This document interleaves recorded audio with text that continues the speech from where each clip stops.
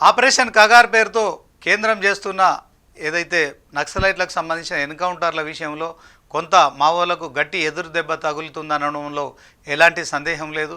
So ఇప్పటి వరకు జరిగిన పలు ఎన్కౌంటర్లో చాలామంది నక్సలైట్లు మరి హతమవడం కావచ్చు. అదే క్రమంలో మరి కేంద్రం మొత్తం న్యూ టెక్నాలజీని వాడుతూ మరి ఏదైతే డ్రోన్ కెమెరాలు కావచ్చు, తర్వాత సిగ్నల్స్ ట్రేస్ చేయడం కావచ్చు, అదే అంశంలో మరి అడవులను చుట్టుముట్టడం కావచ్చు, భారీగా బలగాలు చుట్టుముట్టి ఎక్కడికక్కడే మరి ఎన్కౌంటర్లు చేస్తున్న నేపథ్యంలో మావోయిస్ట్ పార్టీ అయితే కొంత మరి ఆయుధాలు వీడి జనజీవన స్రవంతిలో కలవాలని చెప్పి ఆలోచన చేస్తున్నట్టు స్పష్టంగా తెలుస్తోంది. సో ఒకవైపు అమిత్ షా మాత్రం ఖచ్చితంగా 2026 జనవరి వరకు ఈ యొక్క మావోయిస్ట్ పార్టీని పూర్తిగా అంతం చేస్తామని చేస్తున్న ప్రకటనలు ఒకవైపు, మరొక వైపు ఆపరేషన్ కూంబింగ్ ఏదైతే ఉందో అది నిరంతరం కొనసాగుతున్న నేపథ్యంలో మరి మొత్తానికి మావోయిస్ట్ పార్టీకి గట్టి ఎదురు దెబ్బలు తగులుతున్నాయి. సో దీంట్లో మరి ఇద్దరు అగ్రనేతలు ఎవరైతే నక్సల్స్కి సంబంధించిన అగ్రనేతలు మరి లొంగిపోవడం ఇందుకు మనం ఉదాహరణగా చెప్పుకోవచ్చు. ముందుగా మల్లోజుల కోటేశ్వరరావు సుమారు 70 మంది నక్సల్స్తో మరి ఆయుధాలతో సహా మహారాష్ట్ర ముఖ్యమంత్రి ఫడ్నవీస్ సమక్షంలో లొంగిపోయారు. మరి ఆయనపై 6 కోట్ల రివార్డు ఉంది. సో అదే క్రమంలో వారి దగ్గర నుంచి AK-47 కావచ్చు, చాలా రైఫిల్స్ కావచ్చు, సో అన్నీ కూడా మరి ఆ ప్రభుత్వానికి సరెండర్ చేసి లొంగిపోవడం మరి సంచలనంగా మారింది. అదే క్రమంలో ఇక ఛత్తీస్గఢ్కు సంబంధించి ముఖ్యమంత్రి దగ్గర కూడా మరి ఇక శేషన్న ఆయన కూడా మావోయిస్టు కేంద్ర కమిటీ సభ్యుడు. ఆయన కూడా మరి సుమారు 170 మందితో నక్సలైట్లతో కలిసి ఆయన కూడా లొంగుబాట పట్టారు. సో ఇద్దరు అగ్రనేతలు కూడా మరి 35 సంవత్సరాలుగా కూడా మావోయిస్ట్ పార్టీలో మరి వివిధ క్యాడర్లో కావచ్చు, వివిధ కార్యక్రమాల్లో కావచ్చు, రాష్ట్రాల్లో పనిచేసిన అనుభవం ఉంది. సో దీంట్లో ఖచ్చితంగా మరి జనజీవన స్రవంతిలో కలిసిపోవాలని నిర్ణయించుకోవడానికి ప్రధాన కారణం అడవుల్లో ఉంటే కేంద్ర బలగాలు చుట్టుముట్టి మట్టు పెడతాయి కనుక సో అంశంలో ఎన్కౌంటర్ గురి కావడం కంటే మరి లొంగిపోయిన తర్వాత జనంతో కలిసి మరి రాజకీయంగా జనాల్ని చైతన్యవంతులను చేయాలనే ఆలోచన ఉన్నట్టు కూడా తెలుస్తోంది. ఇదే క్రమంలో కేవలం ఆయుధాలు మాత్రం విడిచిపెడుతున్నాము, ప్రజలతోనే ఉంటాము, ప్రజల కోసమే పోరాడతామని చెప్పడం కావచ్చు. అదే క్రమంలో మరి మల్లోజుల కోటేశ్వరరావు పెద్దపల్లి జిల్లాకు సంబంధించిన వ్యక్తి, ఒక బ్రాహ్మణ కుటుంబంలో జన్మించారు. సో అతనికి సంబంధించి అతని తమ్ముడు కూడా నక్సలైట్ ఎన్కౌంటర్లో చనిపోయారు. అదే క్రమంలో అతని సోదరు కూడా నక్సలైట్ ఎన్కౌంటర్లో చనిపోవడం కావచ్చు. అదే క్రమంలో మరి శేషన్న కూడా మరి తెలంగాణకు సంబంధించిన వ్యక్తి కనుక ఈ ఇద్దరు కూడా కేంద్ర కమిటీ సభ్యులుగా కావచ్చు, తర్వాత ఓవరాల్గా మావోయిస్టు పార్టీలో కీలక పాత్ర పోషించారు. సో 5-6 రాష్ట్రాలలో కూడా వీరిద్దరి కార్యకలాపాలు కొనసాగాయి. సో ప్రభుత్వానికి వ్యతిరేకంగా వీళ్ళిద్దరు కూడా మరి నక్సలైట్ కార్యకలాపాలు కొనసాగించిన నేపథ్యంలో వీరి తలలపై కూడా మరి కోట్ల రూపాయల మరి రివార్డు ఉంది. ఆ రివార్డు కూడా మరి లొంగిపోయిన తర్వాత వాళ్ళకి అందజేయనున్నారు. సో మల్లోజుల కోటేశ్వరరావుకు 6 కోట్ల రివార్డు ఉంది కనుక అతనికి మరి ఈ యొక్క ఏదైతే మొత్తానికి ఈ అంశంలో 6 కోట్ల రివార్డు కూడా అతనికే మరి అక్కడ మహారాష్ట్ర ప్రభుత్వం ఇవ్వనుంది. ఈ నేపథ్యంలో శేషన్నపై కూడా మరి ఆ రివార్డు కూడా శేషన్నకి ఇస్తున్నారు. సో వీళ్ళంతా కూడా మరి ఖచ్చితంగా లొంగిపోయిన తర్వాత ఏం చేస్తారనే దాంట్లో మరి ఒక అందరి దృష్టి అయితే మరి వాళ్ళపై ఉందని చెప్పుకోవచ్చు. ఎందుకంటే మరి 30-40 సంవత్సరాలు కూడా నక్సలైట్ కార్యకలాపాలు చేసిన వాళ్ళు మరి జనజీవన స్రవంతిలో కలిసి నిజంగా ప్రజల కోసం ఖచ్చితంగా మరి ఆ ప్రజలతో కలిసి ప్రజల్ని చైతన్యవంతులు చేస్తూ వాళ్ళు కూడా రాజకీయాల్లో మరి అడుగు పెడతారా? అదే క్రమంలో మరి ప్రభుత్వాలు వాళ్ళకి సహకరిస్తాయా? రాజకీయంగా పోటీ చేస్తే ప్రజలు ఎలా ఆదరిస్తారు? ఇప్పటికే మావోయిస్ట్ పార్టీ మాత్రం వీళ్ళిద్దరిని కూడా విప్లవ ద్రోహులుగా ప్రకటించిన సంగతి మనకు తెలిసిందే. వీరిద్దరు కూడా మరి వందలాది మంది నక్సలైట్లతో లొంగిపోయిన తర్వాత ఒక రకంగా చెప్పాలంటే రాజకీయ పార్టీలో ఎలాంటి వర్గాలుగా విడిపోయారో ఇప్పుడు మావోయిస్ట్ పార్టీ కూడా అలాంటి వర్గాలుగా కూడా విడిపోయినట్టుగా స్పష్టమవుతోంది.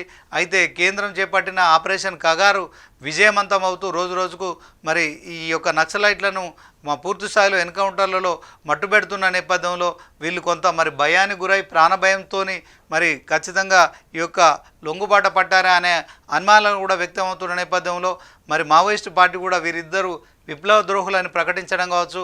అదే క్రమంలో మరికొంతమంది కూడా లొంగుబాటలో ఉన్నారు. సో దీంట్లో ఇప్పటి వరకు మరి మావోయిస్టు పార్టీలో ఉన్నవారు మాత్రం ఖచ్చితంగా రెండు వర్గాలుగా విడిపోయిన తర్వాత ఒక వర్గం అయితే జనజీవన సమితిలో కలుస్తుంది, మరొక వైపు ఇంకో వర్గం మాత్రం అడవుల్లోనే మరి మరొకసారి ప్రజల తరపున తుపాకీ చేతబట్టి ఖచ్చితంగా ప్రజల కోసం మరి పోరాడుతూనే ఉంటామని ప్రకటించడం కావచ్చు.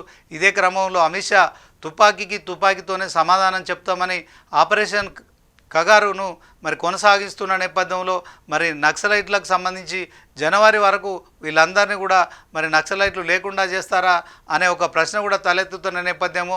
ఆధునిక టెక్నాలజీని వాడుతూ మరి కేంద్రం చేస్తున్న ఆపరేషన్ కాగారులో ఎంతమంది నక్సలైట్లు మిగులుతారు, తర్వాత మరి ఇప్పటి వరకే చాలా నష్టపోయిన మావోయిస్టు పార్టీ దిద్దుబాటు చర్యల్లో భాగంగా ఎలాంటి కార్యక్రమాలు చేస్తారు, సో నక్సలైట్లు మరి ఇంకా పూర్తిగా కనుమరుగైపోతారా, ఇదే అంశంలో మరిక లొంగిపోయిన వారి విషయంలో విప్లవద్రోహులుగా ప్రకటిస్తూ ప్రజల కోసం ఇంకా పోరాటాలు చేస్తామని చెప్తున్న మావోయిస్టు పార్టీ మరి కొత్తగా రిక్రూట్మెంట్ చేసుకుంటూ బలగాలను పెంచుకుంటారా. సో ఈ అంశంలో మరి ఇప్పటికే ఆధునిక టెక్నాలజీని డ్రోన్లు కావచ్చు, తర్వాత సెల్ ఫోన్ సిగ్నల్స్ ట్రేసింగ్ చేయడం కావచ్చు, ఒకవైపు మరి అడవులను చుట్టుముడుతూ ఎక్కడికక్కడే మట్టు పెడుతున్న నేపథ్యంలో నక్సలైట్ల మనుగడ ఎలా ఉంటుంది, సో ప్రజల కోసం మరి వాళ్ళు అడవుల్లో తిరుగుతూ వాళ్ళ జీవితాలను కూడా త్యాగం చేస్తున్న నేపథ్యంలో మరి ప్రజలు ఎలా ఈ అంశాన్ని రిసీవ్ చేసుకుంటారు, ఈ అంశంలో కేంద్రం ఎలా నిర్ణయం తీసుకుంటుంది, సో నక్సలైట్లను చర్చకు పిలిచే ప్రసక్తే లేదంటున్నారు. అదే క్రమంలో ఆయుధాలు వీడి ఖచ్చితంగా చర్చలకు వస్తే స్వాగతిస్తామని చెప్తున్న నేపథ్యంలో ఒకవైపు ఎన్కౌంటర్లు కొనసాగుతున్నాయి, మరొక వైపు లొంగుబాట్లు కూడా జరుగుతున్న నేపథ్యంలో మిగిలిన నక్సలైట్లు కావచ్చు, తర్వాత మావోయిస్టుకు సంబంధించిన నాయకులు కావచ్చు, మరి బీజేపీ ఇస్తున్న ఏదైతే ఆయుధాలు వీడాలనే మరి ఆ నినాదాన్ని తీసుకొని ఖచ్చితంగా లొంగిపోతారా, లేకుంటే ప్రజల కోసం అడవుల్లో పోరాడతారా. సో మరి లొంగిపోయిన నక్సలైట్లు రాజకీయంగా తమ ఉనికిని ఎలా చాటుకుంటారనే ప్రశ్న మాత్రం ఇప్పుడు తలెత్తుతోంది. సో లొంగిపోయిన తర్వాత మరి ఇక్కడ రాష్ట్ర ప్రభుత్వం కావచ్చు, అక్కడ కేంద్ర ప్రభుత్వం కావచ్చు, సో వీళ్ళ విషయంలో ఎలా వ్యవహరిస్తుంది అనేది కూడా మనం వేచి చూడాల్సి ఉంటుంది. ఎందుకంటే గతంలో వైఎస్ రాజశేఖర రెడ్డి హయాంలో నల్లమలలో ఉన్న నక్సలైట్లు అందరినీ కూడా చర్చలకు పిలవడం కావచ్చు, ఆ చర్చల విషయంలో మరి సానుకూలమైన చర్చలు జరగకపోవడం, ఆ చర్చలు విఫలం కావడం కావచ్చు. సో అప్పుడు చర్చలకు వచ్చిన చాలామంది నక్సలైట్లను మరి అదే ప్రభుత్వం కూడా ఎన్కౌంటర్లో చాలామందిని హతమార్చడం కావచ్చు. సో ఇలాంటి పరిణామాలన్నీ జరుగుతున్న క్రమంలో ఇప్పుడు లొంగిపోయిన నక్సలైట్ల విషయంలో ప్రభుత్వాలు ఎలా స్పందిస్తాయి, అదే క్రమంలో మరి వీళ్ళకు మరి అన్ని రకాలుగా కూడా ప్రభుత్వాలు సహకరిస్తాయా, నిజంగా వీళ్ళు ప్రజలతో కలిసి చైతన్యం చేసే కార్యక్రమంలో వారికి సహకరిస్తాయా అనే అంశంలో చాలామంది నక్సలైట్లు కూడా మరి లొంగుబాటుకు వెళ్ళే క్రమంలో మరి ఇప్పుడున్న పరిస్థితులను చాలా జాగ్రత్తగా గమనిస్తున్నారు. ఇదే క్రమంలో మరి ఆపరేషన్ కాగారు కూడా కొనసాగుతున్న నేపథ్యంలో ఒకవైపు ప్రాణభయం, మరొక వైపు మరి వర్గ విభేదాలుగా వీడిపోయి తర్వాత పార్టీ క్యాడర్కు లీడర్కు ఎంతో నష్టం జరుగుతున్న నేపథ్యంలో మిగిలిన మరికొంతమంది మావోయిస్టు నాయకులు ఎలాంటి నిర్ణయం తీసుకుంటారు, లొంగుబాట పడతారా, లేకుంటే అడవుల్లో ఉండి ప్రజల కోసం కొట్లాడతారా, ఇదే క్రమంలో క్యాడర్ను రిక్రూట్ చేసుకుంటారా, మరిక ప్రభుత్వాల విషయంలో మరి ఇప్పుడున్న లొంగిపోయిన నక్సలైట్ల విషయంలో కనుక సానుకూలంగా స్పందించి వారికి జనజీవన స్రవంతిలో ప్రజలతో కలిసి ప్రజల కోసం మరి వాళ్ళు పాటుపడుతున్న నేపథ్యంలో ఎలాంటి నిర్ణయం తీసుకుంటారనేది మాత్రం వాళ్ళు నిశితంగా గమనిస్తున్నారు. సో ఇదే అంశంలో ప్రభుత్వాలు కనుక లొంగిపోయిన వారికి పునరావాసంతో పాటు వాళ్ళు స్వేచ్ఛగా జీవించే హక్కు కల్పిస్తే మిగతా వాళ్ళందరూ కూడా లొంగిపోయే అవకాశం ఉంటుంది. కానీ ప్రభుత్వం అయితే ఖచ్చితంగా చెప్తోంది, తుపాకులతో సమాధానం చెప్తాం, ఆయుధాలు వీడి రండి, ఖచ్చితంగా అప్పుడు మాత్రమే మేము చర్చలకు పిలుస్తాము, మాట్లాడతామని చెప్తున్న నేపథ్యంలో ఒక సస్పెన్స్ కొనసాగుతోంది. మరి లొంగిపోయిన నక్సలైట్లను పిలిచి చర్చలు చేస్తుందా ప్రభుత్వం, లేకుంటే మావోయిస్టు పార్టీని పూర్తిగా అంతమొందిస్తామని చెప్పి మరి జనవరి 26 వరకు కూడా మరి జనవరి 2026 వరకు కూడా ఒక నిషేధిత గడువును కూడా విధించిన నేపథ్యంలో ఎలాంటి పరిణామాలు చోటు చేసుకుంటాయనేది మాత్రం వేచి చూడాల్సి ఉంటుంది.